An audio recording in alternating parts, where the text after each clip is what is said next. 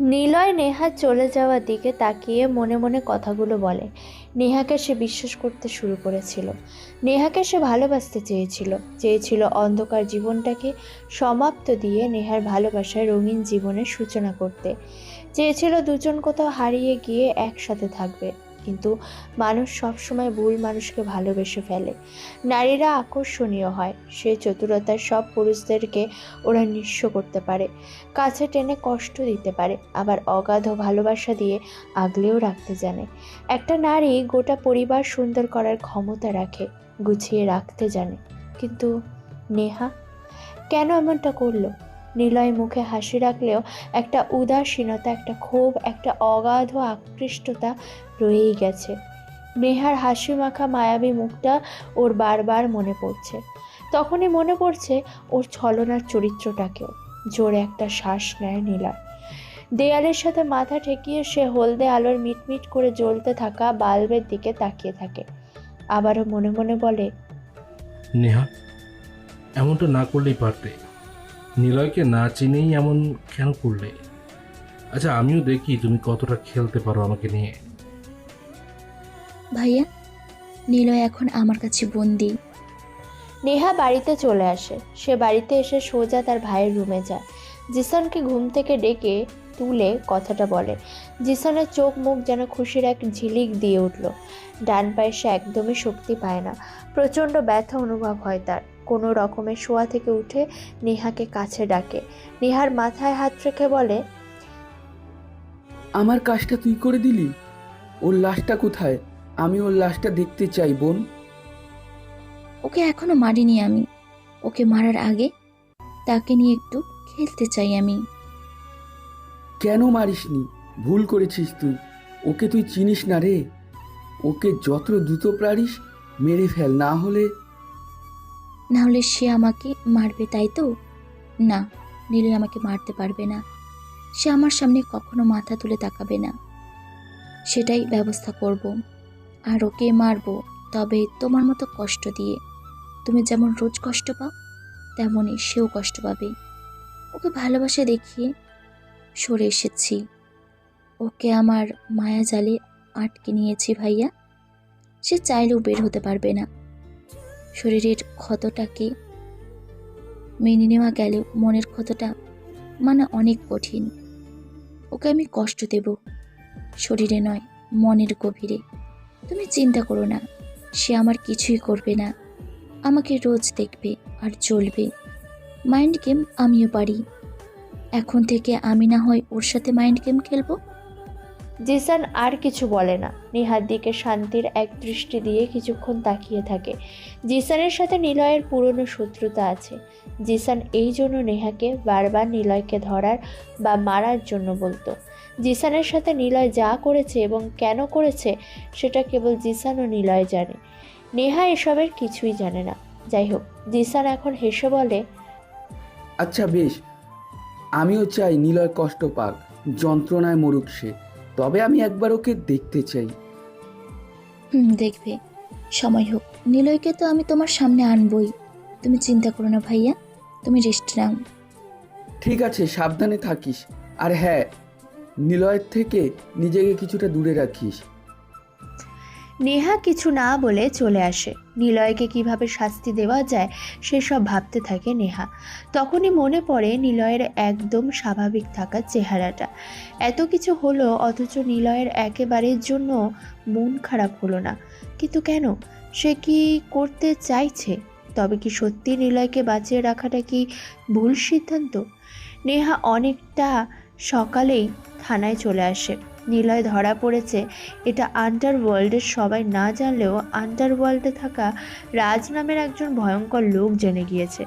সে কয়েকটা গাড়ি নিয়ে থানার সামনে এসে নেহার জন্য অপেক্ষা করছিল। নেহা গাড়ি থেকে নেমেই দেখে রাজের লোকেরা দাঁড়িয়ে আছে। রাজকে নেহা ভালো করেই চেনে, তবে রাজ জানে না নিলয়ের পরে নেহার টার্গেট এই রাজ। নেহাকে দেখা মাত্রই রাজ এগিয়ে আসে নেহার দিকে। হ্যালো নেহা, তোমাকে দেখে গর্ব হচ্ছে। এতটা গর্ববোধ না করলেও চলবে। নিলয়ের পরে তোর পালা, রেডি থাকিস। নিলয় তো একটা বোকা। আমি নারীতে নয়, টাকাতে বিশ্বাসী।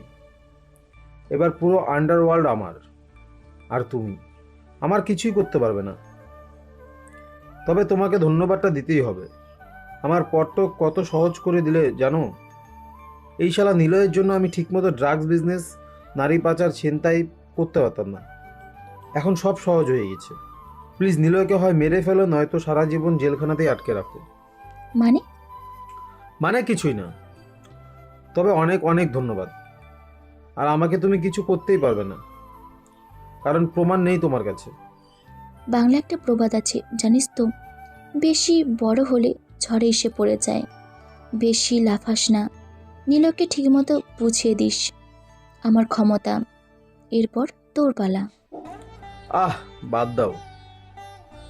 খুশিতে তোমার জন্য টাকার মিষ্টি এনেছি। বলো কত চাই? নিলয়কে সারা জীবন ভিতরে রাখার জন্য কত চাই তোমার? তোর বুকে পিস্তলের সব কয়টা গুলি ঢোকাতে চাই, দিবি নাকি? রাজ চুপ হয়ে যায়। বোঝা যায় নেহা দুর্বল মনের পুলিশ নয়। নেহাকে হাত করে রাজের কাছে বেশ কঠিন ব্যাপার। নেহাও আর কিছু বলল না, সে থানার মধ্যে প্রবেশ করে। নিলয়ের পরে আন্ডারওয়ার্ল্ডের আরেকজন বড় লেভেলের খেলোয়াড় বা মাস্তান এই রাজ মাহমুদ। নিলয়ের জন্যই সে খারাপ কাজ করতে পারত না, কিন্তু নিলয় অ্যারেস্ট হওয়ার পরেই রাজ যেন খুশিতে আন্ডারওয়ার্ল্ড নিজের করে নিতে চাইছে। রাজ সব রকমের খারাপ কাজ করত, যা নিলয় সরাতে আরও সহজ হয়ে গিয়েছে। রাজের লোক মুরাদ এসে বলে, ভাই, এই মাইয়া পুলিশ আপনার সাথে এমন করে কথা বলল, কিছুই বলবেন না? বহুত তেজ কিন্তু। সময় আসুক, বেটিকে দেখাবো হিংস্রতা কাকে বলে। নজর রাখ ওর ওপর। সময় ও সুযোগ বুঝে তুলে নিয়ে যাবি। শালি আমাকে সাহস দেখায়, আমাকে মেজাজ দেখায়। ওরে কি করবো সে জানেই না। ওকে ভাই। সবাইকে বল আজকে পার্টি হবে। আজ থেকে আমার পুরো আন্ডারওয়ার্ল্ড লিড করব। দেশের বাইরে যত মাফিয়া আছে সবাইকে খবর দে। বাংলাদেশে বিজনেস করতে হলে আমাকে ট্যাক্স দিতে হবে। Niloy out, Raj in. ঠিক আছে ভাই, সব ব্যবস্থা করছি। চল না ভাই। রাজেরা থানার সামনে থেকে চলে আসে। নেহা থানায় প্রবেশ করে। রাকেশকে ডাকে চিৎকার করে। রাকেশ এগিয়ে আসে। ওই, রাজের উপর নজর রাখো। রাজ সব ধরনের ক্রাইম করে, ওটাকে প্রমাণসহ পেলে ডাইরেক্ট এনকাউন্টার করব। শালা আসে আমাকে টাকার মিষ্টি খাওয়াতে। নেহা তার টেবিলে আসে। টেবিলের উপর টুপিটা রেখে নিলয়ের দিকে তাকায়। নেহা দেখে নিলয় দেওয়ালে হেলান দিয়ে সামনে তাকিয়ে আছে, মুখটা শুকনো। নেহা এগিয়ে আসে, নিলয়কে কিছু বলতে যাবে, তার আগে নিলয় বলে, সাল 2018। জেসনের গার্লফ্রেন্ড তিন্নিকে পাচার করে রাজ। রাজকে সেদিন মেরেছিলাম। ও কিছুটা খুঁড়িয়ে হাঁটে, ডান পায়ে গুলি লাগে ওর। মেরেছিলাম তো বুকে। ওর লোকই সামনে চলে আসে। রাজ কিন্তু যে কোনো কিছু করতে শুরু করে দেবে। আমেরিকান মাফিয়া ডেভিড জনসন এদেশে ড্রাগস আর অস্ত্র সাপ্লাই দিতে চাইতো। প্রয়োজনে তাকে দিতে হবে 100 নারী। ইউরোপে বাংলাদেশের মেয়েদের চাহিদা অনেক। তারা বড় বড় ডিলারের মনোরঞ্জনের জন্য এই দেশের নারীদের ব্যবহার করে, যেটার সাথে জড়িত রাজ, যা বিগত 5 বছর ধরে আমার জন্য করতে পারে না। আমি তোমাকে মারিনি, কিন্তু রাজের থেকে সাবধান। সে তোমাকে হয় মারবে, নয়তো পাচার করবে। নিলয় এক নাগারে কথাগুলো বলে থামল। নেহা এতক্ষণ নিলয়ের কথাগুলো মনোযোগ দিয়ে শুনেছে। নেহা কিছু না বলে বাইরে চলে আসে। জিসানের সাথে কথা বলে কল করে। জিসান নেহাকে আরও রাগ বাড়িয়ে দেয় নিলয়ের প্রতি। নেহা ভিতরে আসে। নিলয়কে উদাস হয়ে বসে থাকতে দেখে নেহা বলে, কেমন আছিস? শেষ তো তোর সব মস্তানি? এখনই আমাকে সরি বলে নে, মাপ চেয়ে নে। তোর ভুলের জন্য তোকে এখনই ছেড়ে দেব। শোন, তোর মুখটা দেখে সত্যি অনেক মায়া হচ্ছে এখন। এভাবে তোকে আমি দেখব কখনো ভাবতেই পারিনি। ইস, মুখটা কি শুকনো লাগছে। নিলয় কিছু বলে না। এক পা ভাঁজ করে আরেকটা সামনে বাড়িয়ে নেহার দিকে তাকায়। কয়েক সেকেন্ড তাকিয়ে থেকে আবারও চোখ সরিয়ে নেয়। নেহা অবাক হয়ে নিলয়ের দিকে চেয়ে থাকে। নিলয়ের এমন নেহাকে পাত্তা না দেওয়া ব্যাপারটা নেহাকে বেশি অবাক করছে। নিলয়ের উপর রাগ জমছে, কিন্তু কিছুই সে করতে পারছে না। নিলয়কে অপমানিত করতে এসে সে বারবার নিজেই নিলয়ের কাছে অপমানিত হয়। নেহা বিরক্ত হয়ে লোহার শিকে হাত মুষ্টিবদ্ধ করে একটা কিল দেয়। নিলয়ের দিকে তাকিয়ে চিৎকার করে বলে, শোন নিলয়, সময় আমারও আসবে। অবাক হচ্ছি, এত কিছুর পরও তুই কেন এমন চিন্তামুক্ত হয়ে বসে আছিস? তোকে চাইলে ফাঁসিতেও ঝোলাতে পারি। নিলয় হেসে ওঠে। নেহার দিকে তাকিয়ে বসা থেকে উঠে দাঁড়ায়। নেহার কাছে ধীর পায়ে এগিয়ে আসে। কিছু সময় তাকিয়ে থেকে মুচকি হেসে বলে, সরি, তোমার ইচ্ছেটা পূরণ হবে না। একটা কাজ করো, গরম চা বিস্কুট সহ নিয়ে আসো। খুব খেতে ইচ্ছে করছে। তুমি কিন্তু চা বানাবে, বুঝলে? আমি রং চা খাই না। তোর চা। নেহা থেমে যায়। কথা বলতে বলতে রাকেশেরা চলে আসে। নেহা যখন নিলয়কে কিছু বলতে যাবে তখনই সে শুনতে পায়, 1 মিনিট দাঁড়ান অফিসার নেহা। কোনো অপরাধীকে এভাবে থানায় এনে মারাটা ঠিক না। তাকে ধরেছেন, চালান করে দেবেন, কিন্তু আপনি সেটা করেননি। আপনি নিজের জন্য তাকে আটকে রেখেছেন। নেহা ঘুরে তাকায়, চমকে ওঠে, অবাক চোখে তাকিয়ে থাকে ও। কিছু বলতে গিয়েও যেন সে থেমে যায়। বোকার মতো কিছু সময় সামনে দাঁড়িয়ে থাকা লোকটার দিকে তাকিয়ে থাকে। লোকটা টেবিলের সামনে চেয়ারে গিয়ে বসে। ইশারায় রাকিবকে বলে ফ্যানের জোরটা একটু বাড়িয়ে দিতে। রাকিব একবার নেহার দিকে তাকিয়ে ফ্যানের সুইচের দিকে চলে যায়। উকিল সাহেব, কাগজগুলো নেয়াকে দেখান, সে চেক করে জানাক। নেহা তখনও আকস্মিক দৃষ্টিতে চেয়ে আছে ওর সামনে বসা লোকটার দিকে। উকিল অর্ডার পেয়ে কালো ফাইল থেকে কিছু কাগজ বের করে নেহার সামনে এসে দাঁড়ায়। নেহা কোনো কথা না বলে কাগজটা হাতে নিয়ে চোখ বোলায়। কাগজটি নিলয়ের জামিনের কাগজ। নেহা কাগজটা রাকেশের হাতে দিয়ে গম্ভীর দৃষ্টিতে বসে থাকা লোকটার দিকে তাকিয়ে থাকে। নেহা কী করবে বা বলবে বুঝতে পারছে না।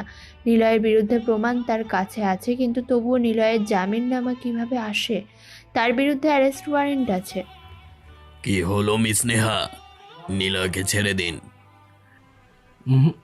মিস নেহা নয়, মিসেস নিলয় বলুন তাকে। ঠিক নিলয়কে ছেড়ে দাও। সরি স্যার, তাকে ছাড়তে পারবো না। সবাই অবাক চোখে নেহার দিকে তাকিয়ে আছে। মন্ত্রীর সামনে এভাবে সাধারণ পুলিশ কথা বলবে তা কেউ ভাবতেই পারেনি। নেহা আরও কিছু বলবে তখনই খেয়াল করে আরও কয়েকজন লোক থানায় প্রবেশ করছে। পুলিশ কমিশনার, জেলা প্রশাসক এবং এই থানার এমপি। নেহা চুপচাপ তাকিয়ে থাকে। এনারা সবাই মন্ত্রীর সাথেই এসেছে, কিন্তু মন্ত্রী এসেছে নিলয়কে ছাড়াতে। কিন্তু কেন? এত বড় একজন মাস্তান হয়ে মন্ত্রী কেন তাকে ছাড়াতে আসবে? কি হলো, তোমার সাথে বসে সময় নষ্ট কেন করছি? জলদি করো, হাতে সময় কম, নিলয়কে ছাড়ো। নেহা কিছুই বলছে না। সামনে বসা লোকটার মুখের দিকে সে বারবার তাকাচ্ছে। অবাক হচ্ছে সে। এতটা অবাক সে এর আগে আর কোনো দিন হয়নি। কারণ যিনি মন্ত্রী হয়ে নিলয়কে ছাড়াতে এসেছেন তিনি নেহার বাবা আদনান সাহেব। নেহা তখন থেকেই ভাবছে ওর বাবার সাথে এই মাস্তান নিলয়ের কী সম্পর্ক? কেন তাকে ছাড়াতে এসেছে নিলয়কে? কি চায় তিনি? নিলয়কেই বা কেন তিনি ছাড়াবেন? একজন মাস্তানের সাথে তার বাবার কী সম্পর্ক থাকবে? ওর বিরুদ্ধে অনেক প্রমাণ আমাদের কাছে আছে, আমাদের অর্ডারও আছে তাকে ধরে আনার। ওকে, দাও প্রমাণ, আমরাও দেখি। উকিল সাহেব, প্রমাণ নাও। এখন দিচ্ছি, আমাদের কাছে আছে। 1 মিনিট দাঁড়া, প্রমাণ নিয়ে আমাদের পুলিশ এক্ষুনি চলে আসবে। তার কাছে আছে সব কিছু। আচ্ছা। কিছু সময় পর নেহার ফোন বেজে ওঠে। ওপাশ থেকে একজন পুলিশ বেশ হাঁপাতে হাঁপাতে বলে, ম্যাম, নিলয়ের লোক আমাদের বেড়ে সব প্রমাণ নষ্ট করে দিয়েছে। ওর লোকেরা আমাদের সবার উপর নজর রেখেছিল। সরি ম্যাম, নিলয়ের লোকেরা আমাদের পরিবারের সব মানুষদের উপর নজর রেখেছে। ওরা তাদেরকে আটকে রেখেছে আমার প্রাণ সংশয়ে। নেহা ফোন কেটে দেয়। ফোনটা ফ্লোরে ছুঁড়ে মারে নেহা। সবাই গম্ভীর হয়ে তাকিয়ে থাকে নেহার দিকে। নেহা পিছনে ঘুরে নিলয়ের দিকে তাকায়। নিলয় মুচকি হাসে। নেহার রাগে দৃষ্টিতে তাকিয়ে থাকে। নিলয় ইশারায় নেহাকে কাছে ডাকে। কাছে আসতে নেহাকে নিলয় বলে, কি বলেছিলাম? শেষ পর্যন্ত প্রমাণ থাকবে কিনা। বারবার বলেছিলাম আমাকে তখনই মেরে ফেলতে, এখন কিন্তু আর আমাকে মারতে পারবে না নেহা, সেই সুযোগও নেই, চাইলেও মারতে পারবে না। নিলয়কে মারতে হলে তার কথাতে প্রথমবারেই মারতে হবে, পরের বার আর সুযোগই তুমি পাবে না। কেমন লাগছে আমার মাইন্ড গেম? তোমার বাবা নিজেই এসে আমাকে ছাড়িয়ে নিচ্ছে। তোমাদের কাছে প্রমাণ থাকতেও এখন কোনো প্রমাণ নেই। আমি কি করেছি সেসব দেখতেও পারবে না। আফসোস হচ্ছে তোমার জন্য। আচ্ছা সরি, আমার ভুল হয়েছে, মাফ করে দাও, আমাকে ছেড়ে দাও। এটাই শুনতে চেয়েছিলে? এবার আমার পালা। ভয় নেই, আমি তোমাকে আমার কাছে মাফও চাইতে বলবো না। আমি চাই তুমি আমাকে জড়িয়ে ধরে ভালোবাসি বলবে, আমার জন্য কাঁদবে, আমাকে ভালোবাসার জন্য তুমি চাকরিও ছাড়বে। চিন্তা করো না, আমি তোমাকে সবসময় গ্রহণ করতে প্রস্তুত থাকবো। পুলিশ আর মাস্তানির প্রেম এবার শুরু হবে। মনে রেখো, শহরে আমি মাস্তানির বন্যা বয়ে দেবো। বোকা আমি না, বোকা তুমি হয়ে গেছো। তোমার বাবা এসে আমাকে ছাড়িয়ে নিয়ে যাচ্ছে। This is Niloy's power, the mind gamer. Neha কিছুই বলতে পারে না, চোখ গোল করে নিলয়ের দিকে তাকিয়ে থাকে। আপাতত নেহা চেয়ে থাকা ছাড়া আর কিছুই করার নেই, সে চুপচাপ দাঁড়িয়ে আছে। হঠাৎ দেখে একজন হাবিলদার এসে গারদের দরজা খুলে দিচ্ছে। নিলয় আরও একবার মুচকি এসে বাইরে বেরিয়ে আসে। নিলয় রাকেশের দিকে তাকায়, আস্তে গলায় রাকেশকে বলে, তোর ম্যামের চেয়ারটা এনে দে। তোকে শালা নো নো, এখন না, সময় আসবে, জায়গা আমরা বলবো, ম্যাচটাও আমরা জিতবো। যা, ভাই বলেছে চেয়ার আনতে, চুপচাপ নিয়ে আয়। রাকেশ আর কিছু বলে না, নেহার বসার চেয়ারটা এনে নিলয়ের দিকে এগিয়ে দেয়। নিলয় চেয়ারে গিয়ে বসে। আদনান সাহেব নিলয়ের দিকে তাকিয়ে বলে, কাল রাতেই আসতাম, কিন্তু একটু সমস্যা হওয়ার কারণে আসতে পারিনি। কাল রাতে না এসেই ভালো করেছেন, কাল তো আমাদের বাসটা ছিল, তাই না নেহা? যাও, তোমার বাবার জন্য চা নিয়ে আসো, বিস্কুট সহ। অন্য কেউ জন্য চা না বানায়, তুমি নিজেই বানাবে, আমার আর তোমার বাবার জন্য। নিলয় কথাটা বলে একটু হাসে। নেহা ওর দিকে রাগে দৃষ্টিতে তাকায়। নিলয় সেদিনও সকালে ঘুম থেকে উঠে টেবিলে চা দেখতে পায়। নেহা নিজেই সেদিন চা বানিয়ে টেবিলে রেখেছিল, ঘরটা গুছিয়ে দিয়েছিল সে।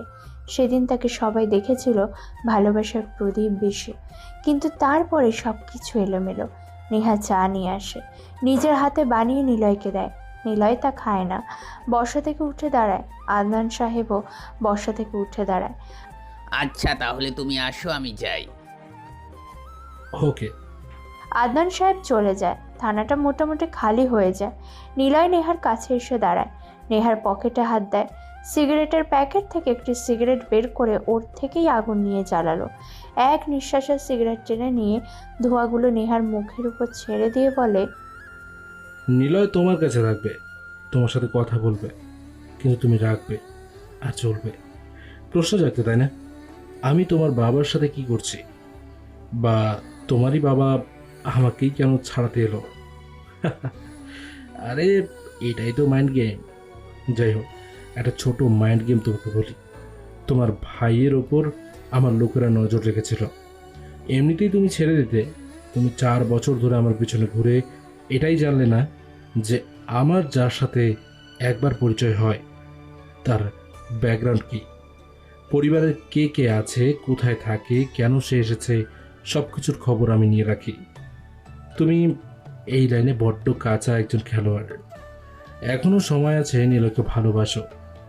তার মানে তুমি আগে থেকেই জানতে আমি পুলিশ আর তোমাকে আমি ধরবো? হাসবে না তুমি, তোমার হাসিতে রহস্য থাকে যা আমাকে আরো রাগিয়ে দেয়। নিলয় আরও হাসে। নেহা বুঝে যায় নিলয়ের হাসির মানে কি। এই নিলয় অকারণে কখনোই হাসে না। নিলয় তাহলে সব কিছুই জানতো। নিলয় সেদিন সিফাত ভাইয়ের সাথে মিশনের নাম করে বাইরে যায়নি। নিলয় গিয়েছিল নেহার ব্যাপারে খবর নিতে। নেহার ছবি দেখিয়ে পুরো আন্ডারওয়ার্ল্ডের সবাইকে খোঁজ লাগাতে বলে। নেহার ব্যাপারে খোঁজ নিতে 30 মিনিটের সময় লাগেনি নিলয়ের। খোঁজ পায় সে পুলিশ কমিশনারের খুব কাছের মানুষ, সেও অ্যাসিস্ট্যান্ট পুলিশ কমিশনার, কিন্তু নিলয়কে ধরার জন্য থানার এসআই হয়ে এখানে এসেছে। নিলয় সব জেনেও নেহাকে বিয়ে করেছে, এর কারণ নেহার সাথে মাইন্ড গেম খেলতে নিলয়ের বেশ লাগবে। নিলয় বলে, আমি সব জানি মিসেস, তুমি এই মাস্তানের শহরের বড্ড কাঁচা প্লেয়ার। তুমি কি ভাবছিলে আমি সাধারণ একজন গ্যাংস্টার? একা মিশনে যাই, একা চলি বলে কি মনে করেছিলে আমার কোনো লোক নেই? আমার ভুল হয়ে গেছে নেহা, আমাকে মাফ করে দাও। এগুলো শুনতে চাও না? নেহা চুপচাপ দাঁড়িয়ে আছে। কথাগুলো বলেই নিলয় নেহার হাত ধরে এক ঝটকায় নিজের কাছে টেনে নেয়। নেহা ছিটকে চলে আসে নিলয়ের বুকে, আবারও চুলগুলো ওর মুখ ঢেকে দেয়।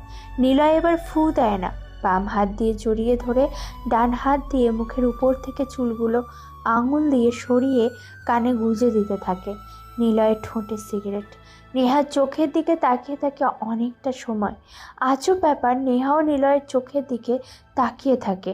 সিয়াম, অর্ক আর মাসুম চোখ বড় বড় করে তাকায়। অর্ক মাসুমের কানে কানে বলে, দেখছিস কিভাবে প্রেম করতে হয়? প্রথমবার মাস্তানি আর পুলিশের প্রেমের মাইন্ড গেম দেখব। দেখ কিভাবে তাকিয়ে আছে দুজন দুজনার চোখের দিকে। হ্যাঁ রে ভাই, কেজিএফ চ্যাপ্টার 3 চলছে, যার ভার্সন হলো মাস্তানি ভার্সেস পুলিশের প্রেম। দেখ, হয়তো ওরা কল্পনা করছে রোমান্টিক কিছু, আর ব্যাকগ্রাউন্ডে হয়তো কোনো গান বাজছে। ও মাগো, টুরু লাভ। ওদের হাসাহাসির জন্য নিলয় নেহাকে ছেড়ে দেয়। নিলয় আর কোনো কথা বলে না, মাসুমদের দিকে তাকিয়ে চলে আসতে বলে। নিলয় যখনই আসবে তখনই নেহা বলে, ওই গ্যাংস্টার সত্যি ইন্টারেস্টিং, বেশ ভালো লাগলো তোর মাইন্ড গেমটা, সত্যি অবাক হয়েছি রে। তবে শোন, নেহা তোকে নিজে হাতেই মারবে, এটা যখন বলেছি তখন এটাই হবে। দেখতে চাই তোর বুদ্ধি কতটা। সেদিন না হয় বুকটা আমি নিজেই পেতে দেব, কিন্তু তোমাকে জিততে দেব না। আমার শহরের ভিলেন না হয় তুমিই হবে। আমি না হয় তোমার ভালোবাসার আঘাতে চলে যাব ওপারে, কিন্তু তোমাকে জিততে দেব না। তবে আফসোস, আমি মরলে তুমি কষ্ট পাবে। হতেও পারে আমার বুকে গুলিটা আসার আগে তুমি নিজেই ছুটে এসে নিজের বুক পেতে দিলে। তোকে দেখে হাসি পাচ্ছে, তোকে এবার আর সুযোগ দেব না, মেরেই ফেলবো। তখন নিজেই চিৎকার করবি, যতগুলো বুলেট থাকবে সবগুলো তোর বুকে প্রবেশ করাবো। নিলয় হাসে। রাকেশ কোমর থেকে পিস্তল বের করতে যাবে, নেহা বাধা দেয়। নিলয় হেসে বলে, নীলকে পেছন থেকে নয়, সামনে থেকে মারবি, দেখি কে বেঁচে থাকে। নিলয় কথাটা শুনে ঘুরে দাঁড়ায়, সিগারেটটা নিচে ফেলে দিয়ে পায়ের সাথে পিষে জোরে জোরে বলতে থাকে, পৃথিবীতে সবচাইতে বড় প্রাণী হলো জিরাফ, সবচাইতে মোটা প্রাণী হলো হাতি, শক্ত চামড়ার প্রাণী গন্ডার, চতুর হলো শেয়াল, গর্জন বেশি বাঘের, ক্ষিপ্রতা বেশি চিতার। কিন্তু এরা কেউ বনের রাজা নয়, না হাতি, না বাঘ, না জিরাফ, কেউ বনের রাজা নয়। তবে সিংহের না আছে মোটা শরীর, না লম্বা পা, না খুব বেশি হিংস্রতা, কিন্তু সেই হলো বনের রাজা। কেন জানিস? সিংহই হলো রাজার মতো দেখতে। রাজা হতে হলে হিংস্রতা লাগে না, লাগে সাহস। I am the king of underworld. আমি তোদের দম দেখতে চাই, তোদের ক্ষমতা দেখতে চাই। নিলয় আর দাঁড়ায় না, মাসুমদের নিয়ে বাইরে চলে আসে। নেহারাও পিছনে পিছনে আসে। থানার সামনে এসে নেহারা দাঁড়ায়, দেখে নিলয় কালো রঙের গাড়িতে উঠে চলে যাচ্ছে। নেহা থানায় টবে রাখা ছোট ফুল গাছের টবে জোরে লাথি দিয়ে বিরক্ত প্রকাশ করে। এত কষ্ট করে বানানো প্ল্যানটা কীভাবে নষ্ট হলো? নিলয়কে আমাদের সহজভাবে নেওয়াটা একদমই ঠিক হয়নি। সে যে বড় জলের মাছ তা বোঝা আমাদের উচিত ছিল। আমি আগে অনেকবার বলেছিলাম নিলয়কে মেরে ফেলি, কিন্তু তোরা কি বললি? না না, আরও হারামিটাকে নিয়ে খেলবো। নে এবার খেল। সে নিজেই থানায় বসে আমাদেরকে নিয়ে খেলছে। আমার বাড়ির পাশে আজ কদিন ধরে কয়েকটা গাড়ি ঘোরাঘুরি করছিল। আমার ছোট বোনকে একটা ছেলে চকলেট কিনে দিয়েছে। জানতে চাইলে বলেছে একটা আঙ্কেল দিয়েছে, অথচ পাড়ায় সেরকম কারোর সাথে আমাদের কথাই হয় না তেমন। এগুলো যে নিলয়ের কাজ সেটা আর বোঝার বাকি নেই। শালা বহুত হারামি। আমাদের উচিত হয়নি এত তাড়াতাড়ি নিলয়কে অ্যারেস্ট করার। আমাদের আরও খোঁজ নেওয়া দরকার ছিল। সে যে বড় লেভেলের মাইন্ড গেমার আমাদের বোঝা দরকার ছিল। সে সারাটা সময় চুপ ছিল কেন এখন বুঝতে পারছি। কারণ ও জানেই আমরা তাকে ধরে ভুল করেছি, সেজন্য ওর ভিতরে কোনো ভয় কাজ করেনি। আরে প্ল্যানটা কি খারাপ ছিল? সবই ঠিকঠাক ছিল, কিন্তু সে খেলেছে শেষ ওভারে এসে। প্ল্যানটা তো খারাপ ছিল না, তাই না? কিন্তু কি হলো, সেই তোর মাইন্ড গেমে ফেঁসে গিয়েছি। বুঝতেই পারছি না আদনান স্যার এভাবে এসে ওকে ছাড়িয়ে নিয়ে গেল। অবশ্য ওনার আসার কোনো দরকারও ছিল না, মনগুলো সব শেষ করে দিয়েছে নিলয়। আমার মনে হয় নিলয় তার পাওয়ার হালকা ঝলক আমাদের দেখানোর জন্য আদনান স্যারকে এখানে আনিয়েছে। সবাই চুপ করো, আমাকে একটু একা থাকতে দাও তোমরা। আমার ভাবতে হবে এখন, যাও প্লিজ। নেহা থানার ভিতরে চলে যায়। ওর চেয়ারে গিয়ে হেলান দিয়ে বসে। সিলিংয়ের দিকে তাকিয়ে সে নিলয়ের কথাগুলো নিয়ে ভাবছে। অনেকবার চেয়েছে নিলয়কে নিয়ে সে ভাববে না, কিন্তু এখন একাই মনের সাথে যুদ্ধ করছে। কিন্তু বারবার ওর ভাবনাতে নিলয় চলে আসছে। নিলয় এখন নেহার মস্তিষ্কে জেঁকে বসেছে। নেহা কি করবে বুঝতে পারছে না। নিলয়কে এত বছর পর ধরার পরেও এমন কিছু হবে নেহা বুঝতেই পারেনি। নিলয় থানা থেকে বেরিয়ে এসে অচেনা এক রাস্তায় ঢোকে। অনেক দূর আসার পর গাড়ি থামায়। গাড়ির হ্যান্ড ড্রায়ার থেকে সিগারেটের প্যাকেট খুলে একটি সিগারেট জ্বালিয়ে বাইরে বেরিয়ে আসে। চুলগুলো ওর উস্কো খুস্কো। গাড়ির সামনের ইঞ্জিন ডিগিতে গিয়ে বসে। সামনের কাঁচের সাথে হেলান দিয়ে সিগারেট টানতে থাকে। উপরের দিকে তাকিয়ে আছে নিলয়। অর্ক নিলয়ের সামনে এসে দাঁড়ায়। হুট করে প্রশ্ন করে, সব কিছু আমাদের জন্য হয়েছে, সেজন্য তোমার মন খারাপ? তোকে না বলেছি এসব নিয়ে কথা বলবি না? বলতে চাইলে চলে যা আমার ঘর থেকে। আচ্ছা সরি ভাই। ভাইয়া, আদনান সাহেব কেন আমাদের ছাড়াতে এসেছে? নিলয় হেলান দেওয়া থেকে সোজা হয়ে বসে। দূরে তাকিয়ে থাকে কিছু সময়। অর্কদের দিকে শান্ত ভঙ্গিতে চেয়ে সিগারেটে কয়েক টান দিয়ে বলে, এত তারা কিসের সব জানার? পিকচার আমি বাকি হে, অপেক্ষা করো, জানতে পারবে। ভাইয়া, তুমি কি সত্যি নিয়া বাবিকে ভালোবাসো? তোমার হাব ভাব কেমন যেন লাগে। নিলয় কোনো কথা বলে না। গাড়ির উপর থেকে নেমে রাস্তার পাশে গিয়ে দাঁড়ায়। কয়েক টান সিগারেট টেনে ছুঁড়ে ফেলে মাটিতে। তারপর মাসুমের দিকে তাকিয়ে বলে, সাব্বিরকে আমার চাই। গম্ভীর হয়ে কথাটা বলে নিলয়। ওরা সবাই চুপ হয়ে থাকে। ওরা জানে সাব্বিরকে নিলয় কেন চাইছে। ওদের মনে সাব্বিরের জন্য আফসোস হচ্ছে একটু। বেচারা কেন যে নিলয়কে ঘুষি মেরেছিল, সাব্বির মনে হয় এবার মারবে। আচ্ছা, তাকে পেয়ে যাবে, কিন্তু বলো না নেহাকে ভালোবাসো? আরে বসো বসো। নেহাকে ভাবি বলতো, কিন্তু ভাইয়া কিছু বলেনি। তোরা চলে যা, আমি একা থাকবো। কিন্তু সাব্বিরকে আমার চাই, বললাম না? ওকে। ওরা কোনো কথা বলল না। নিলয়ের চোখে রাগের ছাপ স্পষ্ট। ভয় পায় ওরা। ওরা সবাই আরেকটি গাড়িতে চলে আসে। নিলয় আবার গাড়ির উপরে এসে বসে। তারপর জ্যোৎস্না রাত, চারপাশে চাঁদের আলোতে পরিপূর্ণ। নিলয় পকেটে হাত গুজে দাঁড়িয়ে আছে রাস্তার এক পাশে। নির্জন পরিবেশ। মাঝে মাঝে দু একটা বাইক খুব গতিতে নিলয়ের পিছনের রাস্তা দিয়ে চলে যাচ্ছে। নেহার কথা মনে করে হাসতে থাকে নিলয়। নিলয়ের গাড়িতে আগে থেকে ফোন ছিল, সেটা এখন ওর পকেটে। হঠাৎ ফোনটা বেজে উঠল। স্ক্রিনে তাকিয়ে দেখে আদনান সাহেবের নাম্বার। নিলয় রিসিভ করে। নিলয়, কোথায় তুমি? আমি আছি নির্জনতায়। আপনি আমার জন্য কখনো নিজ থেকে কিছুই করবেন না জানি, তো বলুন এখন কি দরকার মেটাতে হবে? বুদ্ধিমান ছেলে, এজন্যই তোমাকে ভালোবাসি। কত সহজে সব বুঝে যাও। ভালোবাসা শব্দটা এখন আমার কাছে হাস্যকর, তাই ভালোবাসির সস্তা শব্দ ব্যবহার না করে সরাসরি কাজের কথাটা বলুন। আমার কাছে no hi hello, no excuse. যা হবে সেটা সরাসরি বলবেন। আর ভালোবাসা আসলে স্বার্থ ছাড়া কিছুই না। আমি দেশের প্রধানমন্ত্রী হতে চাই। আমি জানি তুমি সাথে থাকলে আমি পারবো। লোভের নেশা বড্ড যন্ত্রণাদায়ক। লোভ হলো প্রকৃতির নিয়ম। লোভ ছাড়া মানুষ বাঁচে না। সবার কাছে লোভে পাপ আর পাপে মৃত্যু, কিন্তু আমার কাছে লোভে মুক্তি, মুক্তিতে শাস্তি। লোভ না করলে জেতা যায় না। লোভ সব মানুষকে জিততে শেখায়। সবাই লোভী, আমি একটু বেশি, তাতে কি? নিলয় কারো অর্ডার পালন করে না, জানেন তো। হয় অনুরোধ করবেন, নয়তো আদর করে চাইবেন, অর্ডার করবেন না। এর জন্যই তো অনুরোধ করলাম। আমি মন্ত্রী হতে চাই। প্লিজ নিলয়, সব ব্যবস্থা করো। স্বরাষ্ট্রমন্ত্রী থেকে সোজা প্রধানমন্ত্রী? হতেই হবে আমার। নিলয় চুপ থাকলো। সিগারেট খেতে ওর মন চাইছে, কিন্তু সিগারেট নেই।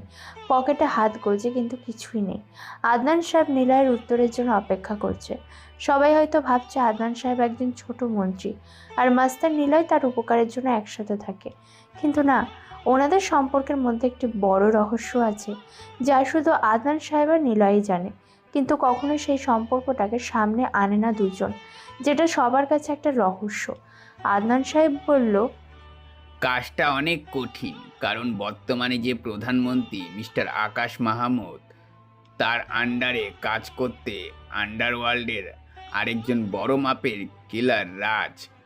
ক্ষমতা, শক্তি, টাকা সব কিছু আকাশ আর রাজের কাছেই। তাই কাজটা সে সহজে হবে না, তা জানি। আমি জানি তুমি হয়তো পারবে না, কিন্তু আমি যে হতে চাই মন্ত্রী, এটা আমার স্বপ্ন নিলয়। আমাকে রাগাচ্ছেন? আমি রাজনীতির মাঠ নই যে আমার সাথে আপনি ঠান্ডা মাথায় খেলবেন, আর আমি তা বুঝতে পারবো না। নিলয়, নিলয়, আমি জানি তোমার সাথে মাইন্ড গেম খেলতে আমি পারবো না, কিন্তু কেন যেন মনে হচ্ছে তুমি হেরে যাবে, তুমি পারবে না। নিলয় কিছু সময় চুপ থাকলো। তারপর নিলয় কিছু সময় চুপ থেকে আদনান সাহেবকে বলল, অনেক বুদ্ধিমান আপনি। আমাকে দুর্বল করার চেষ্টাতে ইমোশনাল কথা বললেন, যেন আমি রেগে গিয়ে বলি হ্যাঁ পারবো। কিন্তু আপনি ভালো করেই জানেন আমি সহজে রেগে যাই না, আর রেগে গেলেও তা প্রকাশ করি না। তবে আপনি যেহেতু মন্ত্রী হতে চান, হয়ে যাবেন। সিংহের না আছে লম্বা মোটা শরীর, সিংহ দেখতেই রাজার মতো, তাই সে বনের রাজা। আর রাজা একবার যখন হুঙ্কার দেয়, তখন পুরো বন কাঁপতে থাকে। হয়ে যাবেন মন্ত্রী ঠিক সময়ে। একটা কথা মনে রাখবেন, রক্তের স্বাদ নোনতা হলেও যখন বের হয় তখন শরীর জ্বলতে থাকে, আর সেই জ্বালাটা সবাই সহ্য করতে পারে না। কিন্তু নিলয় কিছু বলল না। আদনান সাহেব নিলয়ের প্যাঁচালো কথাগুলো বুঝতে পারে না। অনেকবার বোঝার চেষ্টা করেছে, কিন্তু নিলয়ের এমন রহস্যজনক প্যাঁচালো কথাগুলো কখনো আদনান সাহেব বোঝেনি। নিলয় কখনো এমনি কিছু বলে না, যা বলে তার পিছনে কারণ থাকে। নিলয় গাড়ির কাছে আসে। উদ্দেশ্য নতুন ঠিকানা। নিলয়ের এখন অনেক কাজ, যা তাকে তার গন্তব্যে পৌঁছাতে সাহায্য করবে। সে নেহাকে বলেছে এই দেশে মাস্তানির আতুর ঘর বানিয়ে দেখাবে। সেটাই করবে নিলয়।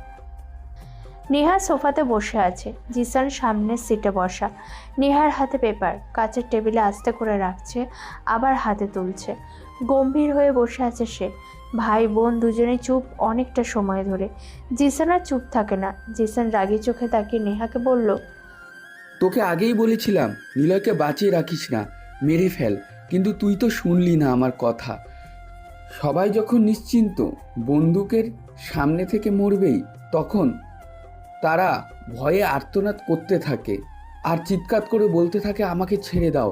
কিন্তু এই নিলয় নিশ্চিন্তে মৃত্যু জেনেও হাসতে হাসতে বলে আমাকে মারার হলে সামনে থেকে প্রথমবারেই মেরে ফেলো।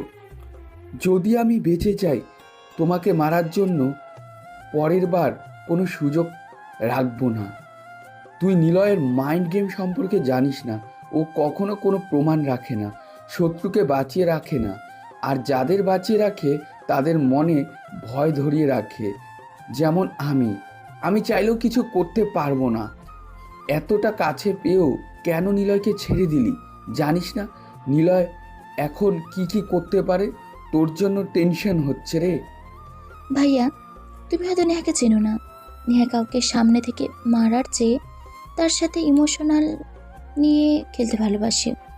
আমি তো নিলয়কে মারবই, কিন্তু দেখি সে কত বড় খেলোয়াড়। গ্যাংস্টারের জগতে সে কত বড় ভিলেন এটা আমিও দেখতে চাই। গ্যাংস্টারের সাথে খেলতে নেমেছি, আমি তো জিতবই। পারবি না। পারতাম, নিলয়কে ঠিকই কাবু করে ফেলেছিলাম, কিন্তু মাঝখান থেকে বাব এসে সব কিছু নষ্ট করে দিয়েছে। না হলে আজকে নিলয় আমার পায়ের কাছে এসে পড়ে থাকতো, আকুতি মিনতি করতো, প্রাণ ভিক্ষা চাইতো। বাবা মানে আমাদের বাবা? অবাক হয়ে প্রশ্ন করলো জিসান। বুঝতে পারছি না নিলয়কে তিনি কেন ছেড়ে নিলেন। মস্তানের সাথে সঙ্গ দিয়েছে আমার বাবা, ওনাকে ছাড়বো না। কি? বাবা নিজেই নিলয়কে ছাড়িয়ে নিয়ে গিয়েছে? এটা কেন করলো? এসবের কি দরকার? এর মধ্যে বিশাল রহস্য আছে।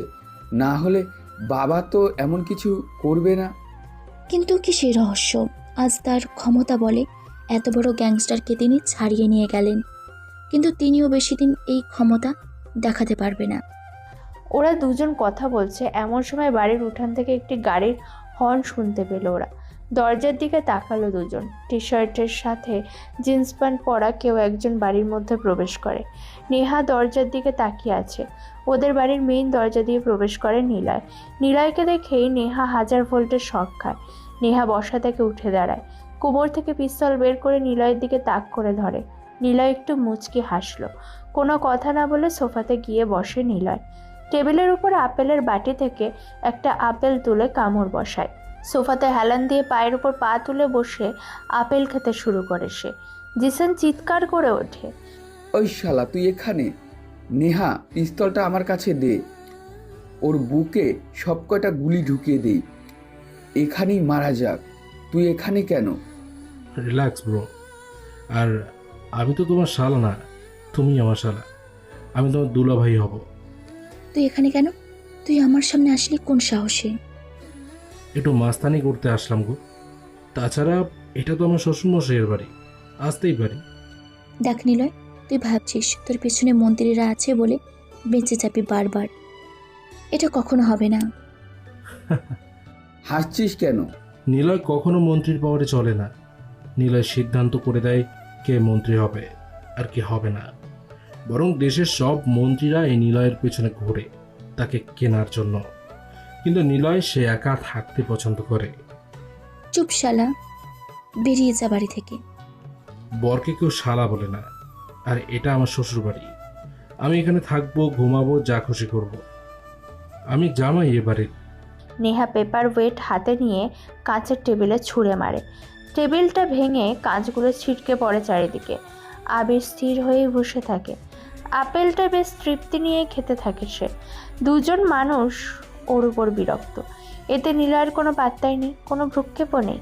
নেহা আরও রাগের স্বরে বলল, ডিভোর্স পেপার 3 মাস পরেই চলে আসবে, কিন্তু এখন তুই এ বাড়ি থেকে বেরিয়ে যা। তোকে আমি সহ্য করতে পারছি না একদম। নিলয় কোথাও যাবে না, সে এখানেই থাকবে। সবাই ঘুরে তাকায়।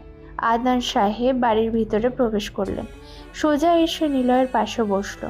নিলয়ের আধা খাওয়া আপেলটা নিজের হাতে নিয়ে বাকিটুকু খেতে লাগলেন। নেহা আর জিসান চোখ বড় বড় করে তাকিয়ে থাকে। সত্যি জামাই শ্বশুর যেন তারা। এইভাবে আদনান সাহেব একজন গ্যাংস্টারকে এতটা ট্রিট করবে ওরা কখনো কল্পনাতেও ভাবেনি। জিসান বলে, বাবা, তুমি জানো নিলয় শহরের মধ্যে কত বড় মস্তান? ওর সাথে তুমি এভাবে মিশছো কেন? দেশের মধ্যে সে বড় মাস্তান, তো তাতে কি? তোরা পুলিশ বলে কি হয়েছে? মস্তানকে ধরতে হবে নাকি? এত ভাবছিস কেন? রিল্যাক্স করে বস সবাই। ওর সাথে তোমার কি সম্পর্ক? কেন ওর জন্য এত কিছু করলে? আজকেই ওকে শাস্তি দিতে পারতাম আমি, কিন্তু তুমি এসে ওকে ছাড়িয়ে নিলে কেন? সব প্রশ্নের উত্তর থাকে না, আবার কিছু প্রশ্নের উত্তর জানতেও হয় না। মাঝে মাঝে প্রশ্নগুলো এড়িয়েও চলতে হয়। বাবা, ওকে বাড়িতে যেতে বলো।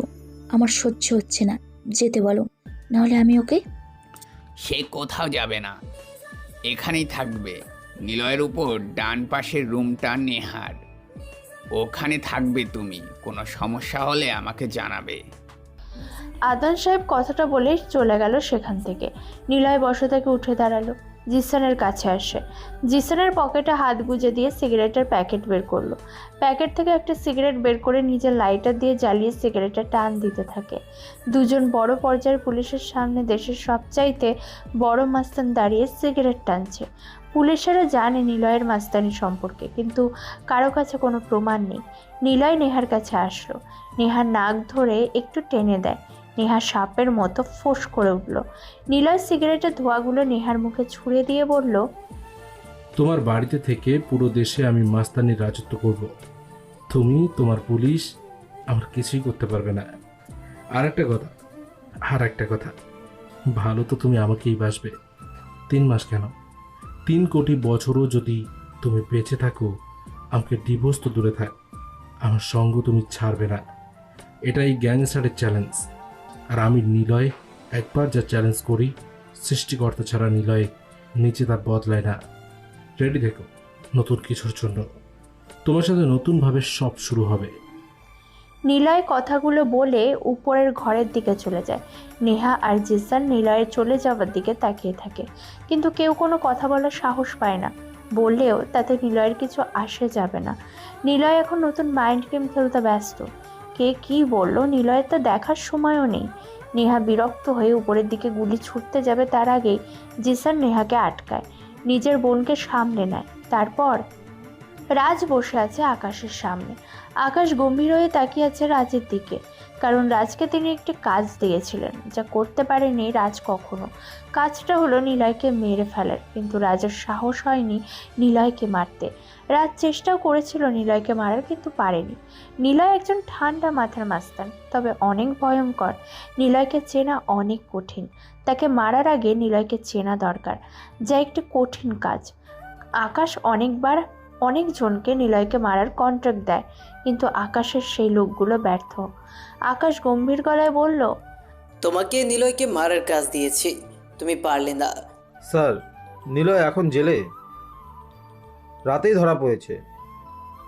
অ্যাসিস্ট্যান্ট পুলিশ কমিশনার স্নেহা, স্বরাষ্ট্রমন্ত্রীর মেয়ে স্নেহা আছে না, সেই নিলয়কে ধরেছে। চুপ থাকো গাধা। নিলয়কে পুলিশ ধরা মানে সে পুলিশের কপালে খারাপ কিছু আছে, আর নিলয়কে আরও রাগিয়ে তুলবে। তাহলে স্যার এখন কি করণীয়? তোমার এখন দুটো কাজ করতে হবে। একটা হলো নিলয়কে আমার হয়ে কাজ করার জন্য কনভিন্স করতে হবে, আরেকটা প্রথমটা না পারলে নিলয়কে মেরে ফেলতে হবে। স্যার, আমি চেষ্টা করছিলাম নিলয়কে মারার বা ফাঁসানোর, কিন্তু দুটোই কঠিন কাজ। নিলয় দুর্বলতা খুঁজে পাচ্ছি না। তাহলে নিলয়ের মতো করেই মাইন্ড গেম খেলো। ওর কাছের কে কে আছে? ওর সাথে থাকা লোকগুলো, কিন্তু ওরাও যেন এক একটা ডেঞ্জারাস বেশি। যদি নিলয় জানে ওদের লোকদের আমি টার্গেট করেছি, তাহলে সে পুরো দেশ ধ্বংস করে দেবে। পুলিশেরাও সাহস করে সামনে যাবে না। তাহলে নিলয়কে থামানোর মতো কিছু নেই? আছে, আদনান স্যারের মেয়ে নেহা। নেহাকে দিয়েই মাইন্ড গেম খেলতে হবে।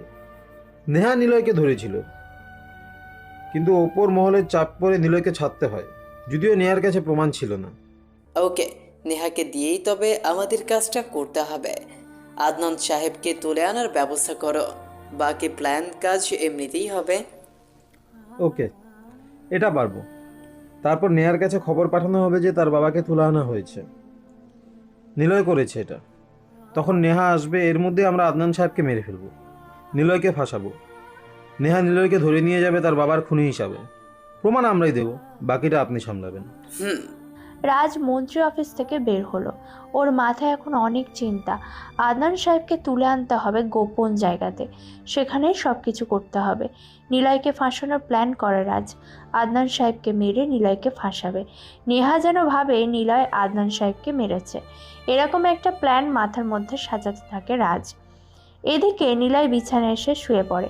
রুমের চারপাশ দেখার সময় ওর নেই। ও শুধু এখন রিল্যাক্স করতে ব্যস্ত। কয়েক মিনিট পর নেহা আসে রুমে। নেহার গায়ে পুলিশের ড্রেস। নিলয়কে বিছানায় শুয়ে থাকতে দেখলো। রাগে ওর শরীর যেন জ্বলছে। নিলয়কে দেখে বলল, রুম থেকে বের হ, আমি ড্রেস চেঞ্জ করব। আমার সামনে চেঞ্জ করো। শাট আপ, অভদ্র ছেলে, বেরিয়ে যা রুম থেকে। ওয়াশরুম আছে, সেখানে গিয়ে চেঞ্জ করলেই হয়। আমি যাব না রুম থেকে।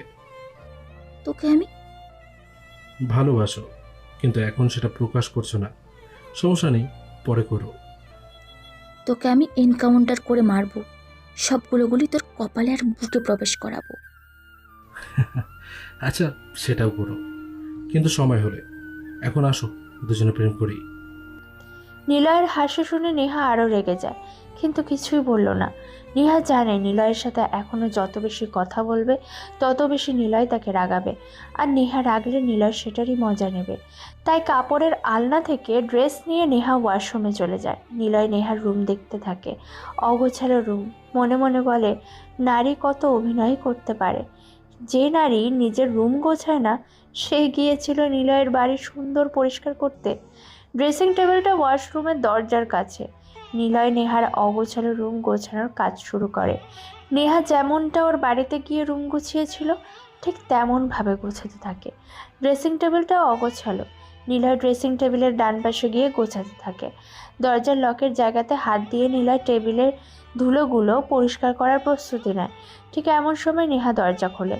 নেহা দেখে নিলয় ছিটকিনিতে হাত রেখে দাঁড়িয়ে আছে। নিলয় নেহার দিকে তাকায়। নেহা একবার নিলয়ের বাম হাতের দিকে তাকায়, আরেকবার নিলয়ের দিকে তাকায়। নিলয় পাত্তা না দিয়ে চলে আসবে, নেহা তখনই বলে, ওই দাঁড়া, কি হলো? তুই যে এত বড় হারামি আমি কখনো তা জানতাম না। ছি, তুই মস্তানি করে বেড়াস ঠিক ছিল, কিন্তু তোর চরিত্র এতটা খারাপ তা কখনো ভাবিনি। এতটা জঘন্য চরিত্রের মানুষ।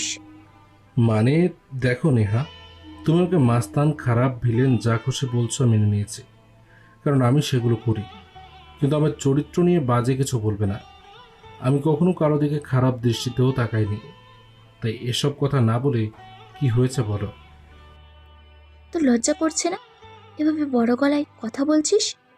বিশ্বাস কর, তোকে কষে চড় দিতে ইচ্ছে করছে, কিন্তু তোর মতো চরিত্রহীন কাউকে টাচ করাটাও যেন ঘৃণার কাজ। নেহা, আমাকে রাগাবে না, সরাসরি বলো কি হয়েছে। রাগলে এর ফল ভালো হবে না। নেহা নিলয়ের থেকেও আরও দ্বিগুণ রেগে যায়। রেগে গিয়ে জোরে জোরে নিঃশ্বাস নিয়ে বলে, এখনো প্রশ্ন করছিস? আমি ড্রেস চেঞ্জ করতে ওয়াশরুমে যাই, আর তুই কিনা দরজার কাছে এসে করার চেষ্টা করলি। ছি, ভাবতেই পারছি না তুই এত জঘন্য মনের মানুষ। তোর উপর রাগ ছিল, মস্তানির জন্য ঘৃণা করেছি, কিন্তু ভাবতাম মানুষটা যে এত খারাপ কখনো কল্পনা করিনি। কি দেখতে চেয়েছিলি? আমাকে ড্রেস ছাড়া কেমন লাগে? শালা হারামি, নে দেখ। নেহা কথাগুলো বলে গা থেকে ওড়নাটা ছুঁড়ে ফেলে দেয় ফ্লোরে। নিলয় শুধু বোকাশোকা দৃষ্টিতে নেহার দিকে তাকিয়ে আছে। নেহা গা থেকে নিজের কাপড় খোলার প্রস্তুতি নিচ্ছিল, কিন্তু নিলয় এসে নেহার গালে একটা চড় বসিয়ে দেয়। নেহা গালে হাত দিয়ে নিলয়ের দিকে তাকিয়ে থাকে। শোন, তোকে ভালোবাসি কিনা জানি না, তবে তোর জেদটাকে আমি ভাঙতে পারি। তোর তো জিদ কিসের রে? একটা সুন্দর দেখতে দেহ আছে তো, পারবি আমার সাথে জোর খাটিয়ে 10 মিনিটও লাগবে না তোর এই সুন্দর দেহে কলঙ্কের দাগ লাগাতে। তোর শরীরের প্রতি কোনো আকর্ষণ আমার নেই। নিলয় মাস্তান হতে পারে, কিন্তু মেয়েদের নিয়ে ফুর্তি সে করে না। নিলয় জোর করে ক্ষমতা কেড়ে নেয়, কিন্তু এই নিলয় জোর করে কোনো নারীর সতীত্ব কেড়ে নেয় না। যদি এমন হতাম তাহলে প্রথম দিনই তোকে ওই ছেলেগুলোর হাত থেকে বাঁচাতে আমি যেতাম না। শোন, কাউকে বড় গলায় কিছু বলার আগে একটু ভেবে বলতে হয়। কারো উপর নির্যাতন করাটা একসময় সহ্যের বাইরে যায়, কিন্তু কাউকে অপমান করে বড় কথা বললে সেই কথাটা সারা জীবন থেকে যায়। তোকে আমি চাই, তবে এভাবে না। তুই নিজেই যেদিন আমার কাছে আসবি সেদিন নেব। তোকে জোর করে বিন্দুমাত্র কাছে পাবার ইচ্ছে আমার নেই। এমনটা কখনো হবে না। আমি কখনো তোকে ভালোবাসবো না, মনে রাখিস। একটা সুযোগ আসবে আমার, সেদিন আমি তোর বুকে গুলি চালাবো। মনের সব রাগ ক্ষোভ একসাথে নিঃশেষ করব। সেদিন বুঝবি আমার জেদ কতখানি বিশাল। Challenge accepted. সিদ্ধান্ত তোমার, কাজ আমার। সময় বলে দেবে সব কিছু। নিলয় কথাটা বলে ফ্লোরে থাকা নেহার ওড়নাটা হাতে নেয়, হাতের মধ্যে পেঁচিয়ে ছোট্ট বলের মতো বানায়, তারপর নেহার দিকে ছুঁড়ে মেরে রুম থেকে বের হয়ে যায়। নেহা ওড়নাটা নিজের গায়ে পেঁচিয়ে রুমের চারপাশে তাকায়। তার সব ড্রেসগুলো গুছিয়ে রাখা, বেডের বিছানা, বালিশ সব কিছু গুছিয়ে রাখা, এমনকি স্টাডি টেবিলের বইগুলো সুন্দরভাবে রাখা আছে। একটু আগেই সব কিছু অগোছালো ছিল। নেহা ড্রেসিং টেবিলের দিকে তাকায়। একটা কাপড় রাখা, ধুলো পরিষ্কার করার কাপড়। নেহা চুপচাপ নিজের বিছানায় গিয়ে বসলো। মনে মনে বলে, নিলয় কি তাহলে টেবিল পরিষ্কার করছিল?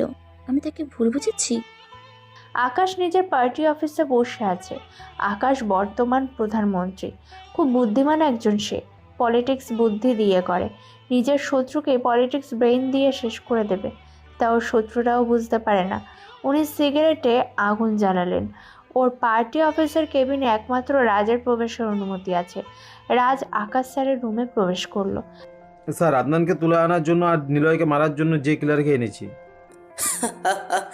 সময় ফুরায়, বর্তমান হয়ে যায় অতীত। অতীতও মনে রাখে বোকারা, বর্তমান এনজয় করে বুদ্ধিমানেরা। অতীতের আর্তনাদ, রক্তের তাজা গন্ধ।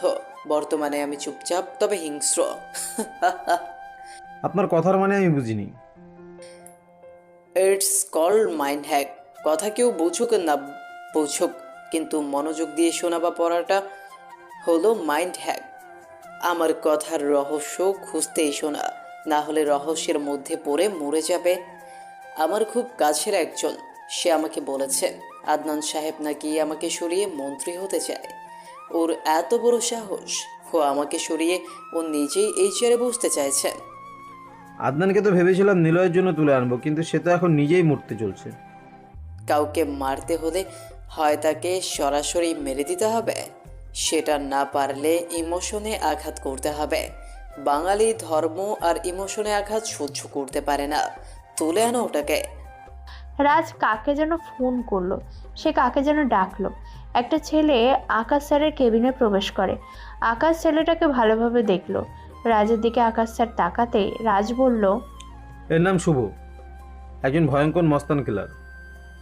আদনান আর নিলয়কে মারবে সে, টাকা দেবেন, ঝামেলা শেষ। সে টাকার জন্য কাজ করে। নিলয়কে আমার কাছে চাই। নিলয়কে মারা যাবে না এখন, তবে আদনানকে সরাতে হবে। বুঝতে পেরেছো তো তোমরা? কার্ড খেলাতে কখনো কখনো ট্রাম্প করাটাও ছেড়ে দিতে হয়। স্যার, নিলয়কে কেন দরকার? নিলয়ের থেকে আমি কম কিছু নই। নিলয় হলো বেয়ারা, সে কথা শোনে না। পাগল লোক, মাস্তানি জগতে বেয়ারা লোকেরই তো দরকার। তুমি চলো আমার বুদ্ধিতে, আর নিলয় চলে নিজের বুদ্ধিতে। তোমাকে কোনো কাজ দিলে তুমি দ্রুত করতে চাও, আর নিলয় দেরি করে কারো জানো? নিলয় আগে ভাবে, প্ল্যান করে, তারপরে গিয়ে কাজ শুরু করে। তখন কাজটা সহজ হয়। তুমি বুঝবে না এইসব। নিলয়ের মাথায় কখন কি চলে সে শুধু নিলয়ই জানে, যা তোমার মধ্যে নেই। রাজ কিছু বলল না, তবে মনে মনে বলল, শালা হারামি, তোর জন্য এত কিছু করছি, কিন্তু তুই নিলয়ের কথা বলছিস। সুযোগ হলে বোঝাবো নিলয় কেমন কাজের নাকি আমি কাজের। মস্তানি ভিলেনের শহরে নিজের মুখের দাঁতও ভিলেনি করব। নিলয়কে তাই মারবই, তারপর শালা তোকেও মেরে নিজেই হয়ে যাব দেশের মন্ত্রী। আমাকে তো চিনিস না, একবার ওদের শেষ করি, তারপর তোকে মারতে আমার 2 মিনিটও লাগবে না। আকাশ স্যার রাজের দিকে তাকায়। রাজ গম্ভীর হয়ে কিছু একটা যেন ভাবছিল। আকাশ বুদ্ধিমান হলেও কারো মন পড়ার মতন ক্ষমতা তার নেই।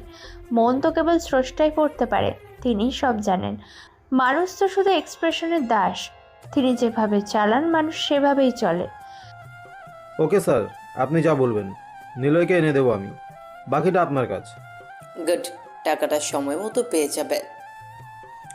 আপাতত লাগবে না। তবে স্যার, আমেরিকান মাফিয়া মিট করতে চাচ্ছে, কি করব? এখন তাকে বারণ করো। ঠিক আছে। রাজ কথাটা বলে শুভ্রকে নিয়ে সেখান থেকে বেরিয়ে যায়। রাজ শুভ্র নামের একজন মাস্তানকে এই শহরে নিয়ে এসেছে। রাজের কাছের লোক সে, তবে টাকার জন্য সব কিছু করতে পারে। শুভ্র কখনো কোনো এলাকাতে গেলে সে চুপচাপ বসে থাকে না, সে তার মাস্তানি মনোভাব দেখাতে থাকে। কাজের মাধ্যমে সে তার মাস্তানি দেখায়। রাজ বলল, আদনান সাহেবের ছবি তোমাকে দিয়ে দেব, তুমি এখন যাও, ওকে তুলে আনতে হবে। আমি ছেলেপুলে নিয়ে এলাকা ঘুরে দেখি, শুনেছি এই ঢাকা শহরের অলিগলি খুব একটা ভালো না, পাতি মাস্তানে ভরা। দেখি তাদের সাথে একটু দেখা করে আসি, তারা কেমন মাস্তান আমিও তো দেখতে চাই। শুভ্র কথাটা বলে পার্টি অফিস থেকে বেরিয়ে যায়। রাজ গম্ভীর হয়ে থাকে, সে কিছু একটা করার প্ল্যান করছে। ওর প্ল্যানে যে সবাই শেষ হতে যাচ্ছে এটা ভেবে রাজ হাসতে থাকে, কিন্তু কি করবে, কিভাবে শুরু করবে সে আপাতত সাজাতে পারছে না কিছু। নেহার ঘুম ভেঙেছে খানিকটা সময় আগে। চোখ কচলে সামনে তাকাতেই দেখে নিলয় সোফাতে শুয়ে আছে। নেহা রাতে ঘুমিয়ে পড়েছিল ওর রুমে, পরে কখন নিলয় এসেছিল সে জানে না। নিলয় এসে সোফাতে ঘুমায়। নেহা কিছুক্ষণ নিলয়ের দিকে তাকিয়ে থাকে। কি অদ্ভুত, একই বাড়িতে দেশের টপ মাস্তান আবার সেরা পুলিশ থাকছে, কিন্তু প্রমাণের অভাবে মাস্তানটাকে পুলিশ ধরতে পারছে না, আবার ভালোবাসার জন্য মাস্তান পুলিশকে মারতে পারছে না। নেহা উঠে নিলয়ের কাছে গেল, বালিশের নিচ থেকে পিস্তল নিয়ে নিলয়ের কপালে ঠেকালো। ট্রিগারে চাপ দিতে গিয়েও থেমে যায় নেহা। কয়েকবার সে ট্রিগারে চেপেও বিরত থাকে। একসময় নেহা বসা থেকে উঠে দাঁড়িয়ে চলে আসার প্রস্তুতি নিল। নিলয় তখনই নেহার হাত টেনে ধরে। নেহা চমকে যায়, লাফ দিয়ে ওঠে। নিলয় মুচকি হেসে বলে, কোথায় যাচ্ছ? মারবে না আমাকে? কখন থেকে পিস্তলটা কপালে ঠেকিয়ে রাখলে? প্রেমে পড়লে নাকি আমার? জেগেই ছিলি, জেগে থেকে আটকালি না কেন আমাকে? মেরে ফেলতাম তো। জেগেছিলাম না, স্বপ্ন দেখছিলাম। তুমি এসে আমাকে জড়িয়ে ধরেছো, কিন্তু তখন যেন কিসের একটা শীতল স্পর্শ কপালে অনুভব করি। বস্তুটা আমার অচেনা নয়। পিস্তল থেকে বের হওয়া বুলেটের গন্ধ নলের ডগায় লেগে থাকে। গোলাকৃতির বস্তুটা আমার খুব প্রিয়। বুঝেছিলাম এটা ভালোবাসার স্পর্শ নয়, এটা ভয়ঙ্কর বারুদের গন্ধ। তাছাড়া আমি জানতাম তুমি মারবে না, সেজন্য কিছু বলিনি। বুদ্ধিমান তুই অনেক, তোর সেন্স অফ হিউমার বেশ স্ট্রং। চিন্তা করিস না, তোকে এভাবে মারবো না, সামনে থেকেই মারবো। তোকে অজান্তে বা পেছন থেকে মেরে বিরত দেখাতে চাই না। হতেও পারে আমার সামনে তুমি নিজেই দাঁড়াবে, তবে মারতে নয়। আমার দিকে আসা গুলিটা নিজের বুকে হাসি মুখে বুক পেতে নেবে। এমনটা কখনো হবে না। ভুল মানুষকে তুই ভালোবাসা দেখিয়েছিস। আমার মন অনেক শক্ত। ভালোবাসাটা তো তুমিই দেখিয়েছ, ভালো লাগাটা তো তুমিই শিখিয়েছ। কেউ ঠকাতে ভালোবাসে, কেউ ঠকতে ভালোবাসে, আর আমি মাইন্ড গেম খেলতে ভালোবাসি। তবে তোমার মতো ভালোবাসা নিয়ে খেলতে পারি না, সেটা যত্নে রাখতে জানি। ভুল করছো তুমি, এমনিতেই তোমাকে মেরে ফেলছে তিলে তিলে, আর এটাই হবে তোমার শাস্তি। তোমাকে মেরে ফেললে তো আর মাইন্ড গেম হবে না, তোমাকে ভালোবাসা না পাওয়ার বেদনায় আস্তে ধীরে মারবো, যেটা হবে পৃথিবীর শ্রেষ্ঠ মৃত্যু। দেখা যাবে কে কাকে বাঁচাতে চায় আর কে মরতে চায়। তবে আমি ভালোবাসতেও জানি, মারতেও জানি। নিলয় কথাটা বলে নেহাকে কাছে টেনে নেয়। এক টানে নেহাকে বুকের সাথে চেপে নেয় নিলয়। নেহা নিজেকে ছাড়ানোর জন্য মোচড়াতে শুরু করে, কিন্তু নিলয় তাকে বেশ শক্ত করে জড়িয়ে ধরেছে। নিলয় নেহার মুখের দিকে অগ্রসর হয়। নেহার নাকের সাথে নাক ঠেকিয়ে আলতো করে নাড়াতে থাকে। একসময় ছেড়ে দেয়। নেহা ছিটকে সরে এসে পিস্তলটা বিছানা থেকে বালিশের নিচ থেকে টেনে গুলি রিলোড করে ট্রিগারে আঙুল দিয়ে নিলয়ের দিকে ধরে। নেহা নিলয়ের চোখের দিকে তাকিয়ে আছে। নিলয় মুচকি হাসছে। নেহা রেগে বলল, তোর এই হাসিটা আমাকে একদিন তোকে মারতে বাধ্য করবে। হাসছিস কেন? ভয় লাগছে না? 2 সেকেন্ড লাগবে ট্রিগার চাপ দিতে, পিস্তল থেকে গুলি বের হতে আরও 3 সেকেন্ড লাগবে, গুলিটা তোর দিকে যেতে লাগবে 1 সেকেন্ড, তোর কপালে লেগে গুলিটা বের হয়ে মাথার পেছনের দেওয়ালে লাগতে সময় লাগবে 2 সেকেন্ড, তুই ছিটকে ফ্লোরে পড়ে মরে যাবি আরও 2 সেকেন্ড। তোকে মারতে আমার 10 সেকেন্ড যথেষ্ট, অথচ তুই ভয় না পেয়ে আমার পিস্তলের সামনে দাঁড়িয়ে হাসছিস। সত্যি তোর সাহস দেখে অবাক হয়ে যাচ্ছি আমি। তোমার হাতের পিস্তল 9.19 মানে 9mm এর গ্ল্যাক 17 স্ট্যান্ডার্ড ম্যাগাজিন 6 রাউন্ডের পিস্তল। খুব কাছ থেকে গুলি করলে বুলেটের ভেতর থেকে বেরিয়ে বাইরে চলে যাবে। রক্তের আত্মচিৎকার কেউ শুনবে না, তবে মস্তিষ্ক ঠিকই রক্তের আর্তনাদ শুনে নিস্তেজ করে দেবে সুন্দর প্রিয় শরীরটাকে। নিলয় আর কিছু বলল না, সে ঘর থেকে বেরিয়ে গেল। নিলয় বাইরে এসে দাঁড়ায়। নেহা রেগে চিৎকার করে ওঠে। নিলয় হাসতে থাকে নেহার রাগে চিৎকার শুনে। আদনান সাহেব নিলয়ের পাশে বসলো। এক বাড়িতে মন্ত্রিসভার লোক, পুলিশ আর টপ মাস্তান আছে, অথচ কেউ কাউকে কিছু বলছে না। আদনান সাহেব বলল, নিলয়, তোমাকে একটা কথা বলি। বলুন। মানুষ মারা গেলে আমরা কান্না করি কেন, বলতে পারবে? এটা কাজের কথা না, সহজ করে কাজের কথাটা বলুন স্যার। বুদ্ধিমান লোক, এর জন্যই ভালো লাগে তোমাকে। আমি কবে প্রধানমন্ত্রী হব? সময় ফুরাবে, বেলা হবে ছোট থেকে আরো ছোট, কিন্তু নিলয় যা কথা দেয় তা সে রাখবে। হয়ে যাবেন খুব তাড়াতাড়ি। আমি বাইরে যাচ্ছি। নিলয় বাইরে চলে যায়। আদনান সাহেব মুচকি হাসলেন। মেয়ে জামাই করে দিয়েছে নিলয়কে। মাইন্ড গেমের দুনিয়াতে যে যার মতো করে বোকা বানিয়ে চলতে পারে সেই তো বড় ভিলেন। এই জগৎটা বোকাদের নয়, গরিবদের নয়, এই জগৎটা বুদ্ধিমানদের। যারা অন্যকে ব্যবহার করে চলতে পারে তারাই হলো বুদ্ধিমান। নেহা থানায় এসেছে মাত্র। রাকেশ এসে সামনে দাঁড়ায়। নেহা গম্ভীর হয়ে বসে আছে। সাব্বির এসে নেহাকে বলল, ম্যাম, নিলয়কে আপনার বাড়িতে রেখেছেন, এবার তাকে ধরা আরও সহজ হয়ে যাবে। না, নিলয়কে এবার ধরা সহজ হবে না। বাজ পাখি, নিচে বিপদ। একবার দেখলে পরের বারে সতর্ক হয়ে তবেই নিচে আসে, তারপর শিকার ছিনিয়ে নিয়ে চলে যায়। যা করে সব সাবধানে। তাহলে নিলয় এভাবে হাতের থেকে বেরিয়ে যাবে? আমি একটা জিনিস বুঝতে পারছি না, আদনান স্যারকে কেন নিলয় বাঁচালো? কিসের ভিত্তিতে তিনি নিলয়কে এভাবে থানাতে এসে ছাড়িয়ে নিয়ে যায়? রহস্যের গন্ধে নাক চুলকানো ছেড়ে রহস্য উদ্ঘাটন করো। নিলয়ের বিরুদ্ধে সব প্রমাণ এবার হাতে রেখে ওকে ধরে আনবো। তারপর দেখি সে কত বড় মাইন্ড গেমার, কে তাকে ছাড়িয়ে নিয়ে যায়। আপনি পারবেন তো তাকে ধরতে? সে কিন্তু আপনার হাজবেন্ড হয়, সে আপনার সাথেই থাকছে। তাকে প্রথমবার ধরেছি, তখনও সে হাজব্যান্ড ছিল। তাই এসব না বলে কাজে মনোযোগ দাও। ম্যাম, রাজকে ধরতে হবে আমাদের। একটা মাইন্ড গেম খেললে কেমন হয়? কিরকম? রাজেশ স্যার নিলয়ের ঝামেলা সৃষ্টি করে দিই, তার দুজনেই আমরা এক ঢিলে মারবো। ওকে, আগে রাকেশ আর সাব্বির, তোমরা দুজন রাজের ওপর নজর রাখো, আমি নিলয়কে দেখছি। নেহা আর কিছু বলে না। রাকেশ আর সাব্বির থানা থেকে বের হয়। নেহা চেয়ারে বসে নিলয়ের কথা ভাবতে থাকে। নিলয়ের মধ্যে কোনো ভয়, রাগ কিছুই নেই। শান্ত মস্তিষ্কের একজন মানুষ সে, তবে অনেক বুদ্ধিমান। শুভ্র বাইক নিয়ে একটি গলির মধ্যে আসলো। এই গলিটা ছোটোখাটো মাস্তানদের যেন একটা আতুর ঘর বলা যায়।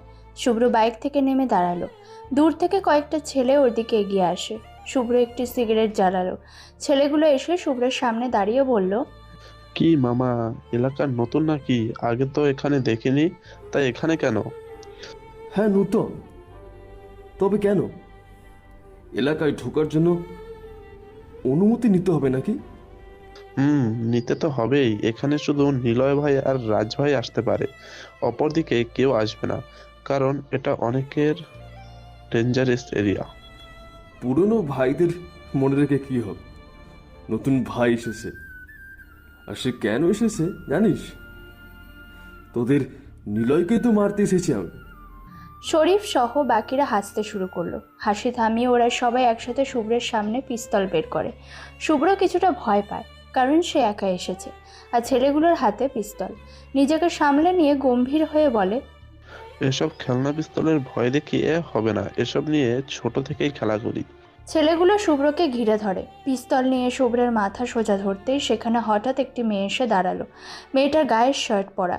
তানজিমের দিকে তাকালো একবার। মেয়েটা বলল, ও মজা করছে, নিলয়ের লোক সে, ওকে কিছু বলো না, তোমরা যাও এখান থেকে। মেয়েটার কথা শুনে ছেলেগুলো সেখান থেকে চলে যায়। শুভ্র মেয়েটার দিকে তাকায়। সে নিজে অবাক হয়েছে মেয়েটার এমন কথা শুনে। দ্রুত সে মেয়েটার কাছে এসে দাঁড়ালো। মেয়েটার দিকে এক পলক তাকিয়ে প্রশ্ন করলো, তুমি কে? আর আমাকে এদের থেকে বাঁচালে কেন? কে তুমি? হ্যাঁ, তোমাকে দেখে ইনোসেন্ট মনে হয়েছে, আর তাছাড়া আমি কোনো সাধারণ মেয়ে না, এখনকার সবার মতো মস্তান আমি। নাম মাহি। আমি শুভ্র, আমি পিলার মাস্তান সব। আমার সাথে কাজ করবে? কি কাজ? আমার তো একটাই মিশন, নিলয়কে মেরে ফেলা। ওইটা ছাড়া আমি কোনো কাজে আর যেতে চাই না। ছদ্মবেশে ঘুরে বেড়াচ্ছি, আর 1 বছর শুধুমাত্র নিলয়কে মারবো বলে।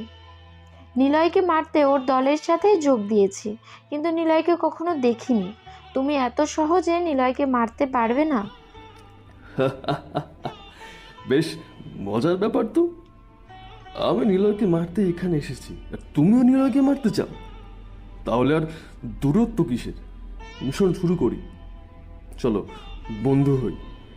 বাট নিলয়ের সাথে কিসের শত্রুতা তোমার, বলো তো? নিলয়কে মারবে তুমি? তাহলে তোমার সাথে থাকাই যায়। কিন্তু নিলয়কে মারা সহজ না।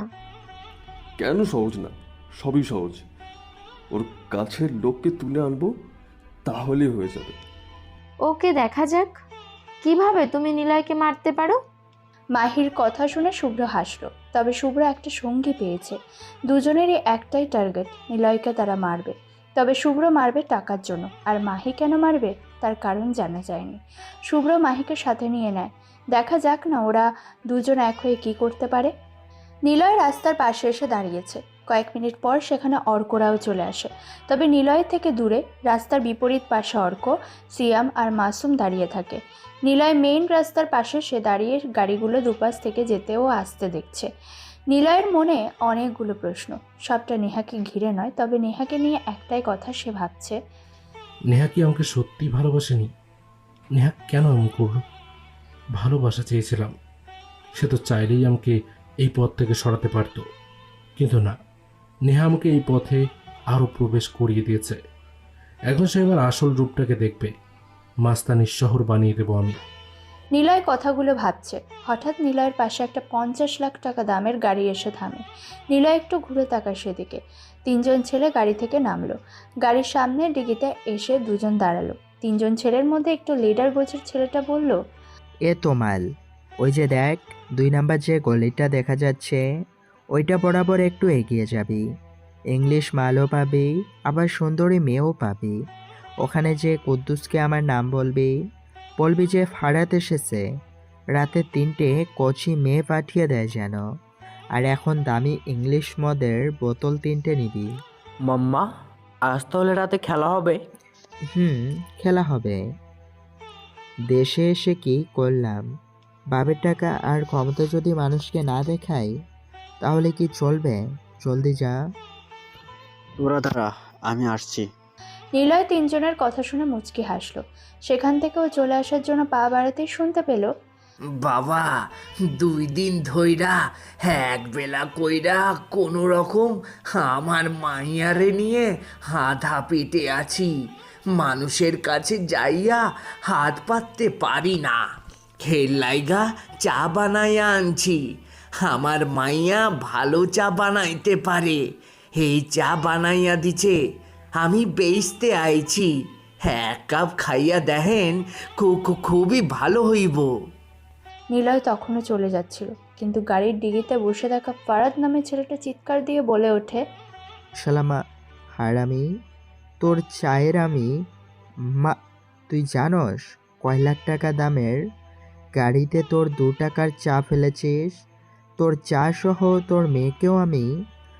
ফারাদ কথাটা বলে বুড়ো লোকটার গালে 2টো চড় বসিয়ে দেয়। সাথে সাথে আশেপাশে থাকা কিছু লোকজন দূর থেকে ফারাদদের দেখতে থাকে। বয়স্ক লোকটা চড় খেয়ে দূরে ফুটপাতের উপরে গিয়ে পড়ে। নিলয় ঘুরে তাকায়। বয়স্ক লোকটার হাত থেকে চায়ের ফ্ল্যাক্স রাস্তায় গিয়ে পড়ে। কাঁধ হয়ে পড়া ফ্ল্যাক্স থেকে সব চা নিচে রাস্তার উপর গড়িয়ে পড়তে থাকে। দুর্ভাগ্যবশত চায়ের ফ্ল্যাক্স থেকে চা বের হওয়ার সময় ফারাদের দামি প্যান্টের উপরে গিয়ে পড়ে। ফারাদ বসা থেকে নিচে নামে। দামি প্যান্টে গরম চা পরে প্যান্ট তো নষ্ট হয়েছে, তার উপর গরম চায়ের কারণে পায়ে ফোসকাও যেন পড়ে গেছে। জীবন এগিয়ে আসে লোকটার দিকে। চায়ের ফ্ল্যাক্সে জোরে একটা লাথি দেয়। ফ্ল্যাক্সটা ছিটকে বুড়ো লোকটার কপালে গিয়ে পড়ে। তখনই কপাল ফেটে রক্ত বের হয়। মাসুমেরা দৌড়ে নিলয়ের পিছনে এসে দাঁড়ালো। জীবন লোকটার কাছে যায়। বুড়ো লোকটার গলায় একটি গামছা ঝোলানো আছে।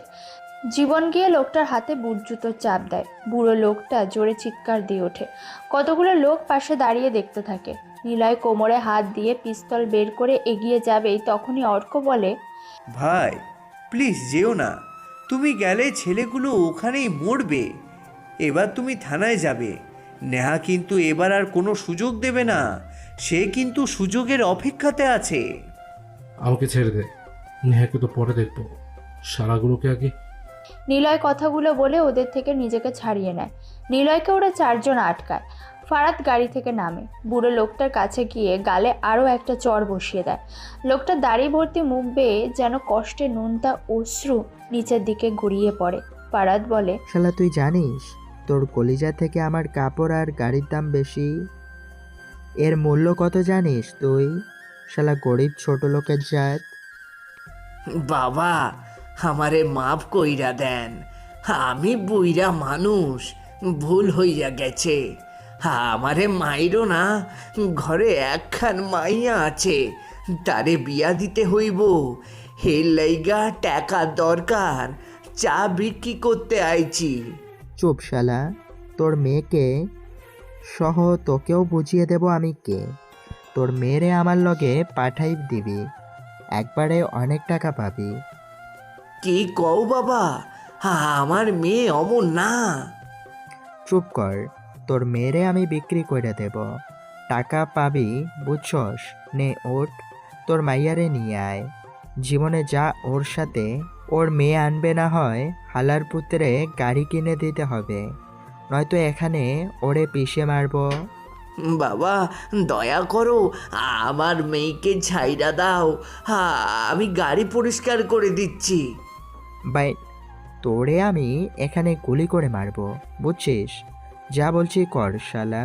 তমাল চলে আসে সেখানে। কাহিনীটা বুঝতে পেরে বুড়ো লোকটার গায়ে দু ঘা দিয়ে দেয়। এক ধাক্কা দিয়ে লোকটাকে তার বাড়ির দিকে যেতে বলে। লোকটা করুণ দৃষ্টিতে তাকিয়ে থাকে ছেলেগুলোর দিকে। আশেপাশেও তাকায়, কেউ এগিয়ে আসছে না। নিলয় আর ঠিকভাবে দাঁড়িয়ে থাকতে পারে না, অর্কদের থেকে নিজেকে ছাড়িয়ে নেয়। বুড়ো লোকটা হেঁটে যেতে থাকে। নিলয় গিয়ে পিছন থেকে লোকটার হাত টেনে ধরলো। লোকটা না ঘুরিয়েই বলল, আমার জীবন গেলেও আমি তোমাদের কাছে আমার মাইয়া দিব না। আমারে মাইয়া ফালাও, তবু আমি দিব না। বুড়ো লোকটার হাত একটা ছেলে এসে ধরেছে। ফারাদ সেদিকে তাকিয়েই ছিল। সাদাসিধে দেখতে একটা ছেলে নিলয়। নিলয় বুড়ো লোকটার হাত ধরে টেনে সামনে নিয়ে আসে। লোকটা দেখে একটা মায়া ভরা চাহনির ছেলে ওনার হাত ধরে আছে। নিলয়ের দিকে তাকিয়ে জীবন বলল, কি রে, তুই কে? কোথা থেকে আসলি এখানে? হাত ছাড়। লোকটার মেয়েটাকে একটু চোখে দেখতে হবে। ছাড় ভাই, এখান থেকে চলে যা। কি ব্যাপার মাদার, তোর না হাত ছাড়তে বললাম? কানে কি তো সমস্যা? আব্বে, এই শালার পোটা কে রে? এই ভাই, তুই কে? যা সর। ওই চাচা, হালা তাড়াতাড়ি যা, টাকা নিয়ে আয়, না হয় তোর মাইয়াডারে পাঠাই দে, নইলে তোর বাড়ি শুদ্ধ সব কিছু ভেঙে চুড়ে ফেলবো। আমারে তো চিনিস না, যা যা, দেরি করিস না তো। নিলয় লোকটাকে একটু কাছে টেনে নিল। নিজের পকেট থেকে একটা রুমাল বের করে লোকটার কপালে থাকা লাল রক্ত মুছে দিতে থাকে। লোকটা অবাক দৃষ্টিতে নিলয়ের দিকে চেয়ে আছে। কি অজস্র মায়া ছেলেটার মুখে। অন্যের কষ্টে ছেলেটার মুখ করুণতায় ভরে গেছে, কিন্তু চোখে যেন তার হিংস্রতা, ঠিক যেন মধ্যরাতে গর্জনে থাকা হিংস্র মাংস খেকো হায়নার মতো, যা লাতখোর কুকুরদের জন্য এক বর্বর প্রতিশোধ। এই হিংস্রতা সামলাতে বিশাল দেহের কারো প্রয়োজন। কি ব্যাপার ভাই, ওই তো আজকে মেরেই ফেলবো, কথা শুনতে পাচ্ছিস না? পাঞ্চ তোরে তো। তমাল কথাটা বলে এগিয়ে আসে, হাতে মদের বোতল। নিলয়ের খুব কাছে এসে দাঁড়ায়। নিলয়কে একটা ধাক্কা দেয় তমাল। নিলয় তমালের দিকে তাকায় না। ধাক্কা খেয়ে সে বুড়ো লোকটার ময়লা পুরনো গামছার কাছে গিয়ে দাঁড়ায়। মাটি থেকে গামছাটা তুলে নিয়ে বুড়ো লোকটার কাছে আসে। বুড়ো লোকটার গলায় গামছাটা সুন্দরভাবে পেঁচিয়ে দেয়। ওনার ঢিলে ঢালা ময়লা শার্টের বোতাম লাগিয়ে দেয়। লোকটা যেন স্তব্ধ দৃষ্টিতে তাকিয়ে থাকে নিলয়ের দিকে। তোমাল, মালটা মনে হয় ভালোভাবে কথা শুনবে না, আমি দেখছি ওরে। ফারাদ কথাটা বলে গাড়ির কাছ থেকে এগিয়ে আসে। ওর কোমর থেকে একটা বড় চাকু বের করে নিলয়ের কাছে এসে দাঁড়ায়। নিলয়ের জামার কলার টেনে ধরে বলে, হারামি, এটা দেখেছিস? সোজা তোর গলায় ধরে চড়ে একটা টান দিব, রক্ত বের হয়ে ছটফট করে মরবি, বুঝছিস? তোরে চিনি না, আমাদের কোনো ক্ষতিও করিস নাই, তাই ভালো করে বলছি, এলাকাটা ভালো না, আর আমরাও ভালো না, চুপচাপ এখান থেকে চলে যা। তোকে কে বললো আমি ভালো? নিলয়ের কথা শুনে চমকে যায় ওরা। গম্ভীর কণ্ঠস্বর, চোখ দুটো যেন সিংহ আর হায়নার মতো গর্জন করছে ভিতর থেকে। কিন্তু তমাল আর সহ্য করেনি। সে দৌড়ে এসে মদের বোতল দিয়ে নিলয়ের মাথায় আঘাত করে যাচ্ছিল। নিলয় জোরে একটা ঘুষি দেয় তমালের নাক বরাবর। তমাল ধপ করে নিচে পড়ে যায়। মদের বোতলটা নিচে পড়তেই যাচ্ছিল, তার আগে নিলয় সেটা ক্যাচ নিয়ে নেয়। আশেপাশে সবাই শুধু ওদেরকেই দেখছে। অর্ক আস্তে করে বলে, এরা এবার গেল। দেখ, আর মজা নেই এবার। নিলয় মদের বোতলের ছিপি খুলে ফারাদের দিকে তাকায়। ফারাদ যেন আরো রেগে নিলয়ের দিকে তাকিয়ে থাকে। নিলয় মদের বোতলের থেকে গন্ধ নিয়ে নাক ছিটকালো একটু, তারপর বলল, দুনিয়াটা হলো একটা রেলগাড়ি। প্রতিদিন শত শত মানুষ রেলগাড়ি থেকে মৃত্যু নামক স্টেশনে নেমে যায়। কার কখন রেলগাড়ি থেকে নামতে হবে এটা ঠিক করে দেয় সৃষ্টিকর্তা আল্লাহ। আর সেই স্টেশন থেকে মেইন ঘর মানে কবরে পৌঁছে দিয়ে থাকে কিছু মানুষ। তোর লাশ কোথায় পড়ে থাকবে সেটা কেউ জানবে না। শুধু নিজেকে প্রস্তুত রাখবি, তোকেও মৃত্যুর স্টেশনে দুনিয়া নামক রেলগাড়ি থেকে নামাতেই হবে। তোরে আমি দেখে নিস পরে, নিলয় আমার নাম, খোঁজ নিস একটু, তোকে কিছু বললাম না। নিলয় বোতল উপর করে ফারাদের দামি কাপড়ে ঢেলে দেয়। ফারাদ চুপচাপ দাঁড়িয়ে থাকে। নিলয় পুরো বোতল শেষ করে খালি বোতল ফারাদের গাড়ির কাঁচে ছুঁড়ে মারে। গাড়ির কাঁচ ভেঙে টুকরো টুকরো হয়ে যায়। নিলয় সেখান থেকে বুড়ো লোকটা চায়ের ফ্ল্যাক্স উঠিয়ে নিয়ে চলে আসে। জীবন এসে ফারাদের পাশে দাঁড়ায়। কি রে ভাই, ও চলে যাচ্ছে, কিছু বলিস না কেন? ফোন বের কর, বাবাকে কল দে এক্ষুনি। জীবন ফোন বের করে ফারাদের বাবার কাছে ফোন দেয়। হারুন সাহেব ফোন রিসিভ করে। ফারাদ উত্তেজিত কণ্ঠে বলে, বাবা, আমি ওই কুত্তার বাচ্চাকে মেরে ফেলবো। আমার সামনে আমি ওকে দেখতে চাই। কত বড় কলিজা ওর, আমার বন্ধু, ও আমাকে মারে। কে মেরেছে আর কি হয়েছে? এভাবে উত্তেজিত হয়ে কথা বলছিস কেন? চিনি না ছেলেটাকে, কি যেন নাম? ও হ্যাঁ, নিলয়। নিলয় নাম বলে গেছে। কুত্তার বাচ্চাকে আমি কুকুরের মতো করে মারবো। আমাকে ওর চাই, না হলে তোমাকে আমি মেরে ফেলবো। নিলয়কে আমার সামনে চাই। কি এত বড় সাহস ওর? আমার ছেলেকে মারবে? আমি খোঁজ নিচ্ছি কেসে, ওর বাসা থেকে তুলে আনবো। জানে না কার ছেলের গায়ে হাত দিয়েছে। দলের সাধারণ সম্পাদক আমি, আমার ছেলেকে মারবে? এত বড় কলিজা কার আছে? বাড়িতে আয়, আমি দেখছি। হারুন সাহেব ফোন কেটে দিলেন। রাগে ওনার সারা শরীর যেন জ্বলতে শুরু করেছে। জ্বলবেই বা না কেন, একমাত্র ছেলে ফারাদ। হারুন ফোন দেয় রাজকে। রাজ হলো আকাশ স্যারের ডান হাত। সব মন্ত্রীরাই কোনো কোনো মাস্তানকে পুষে রাখে, সময় মতো গোপনে তাদের দিয়ে কাজ চালায়। রাজ হারুন সাহেবের ফোন পেয়ে তাড়াতাড়ি রিসিভ করে।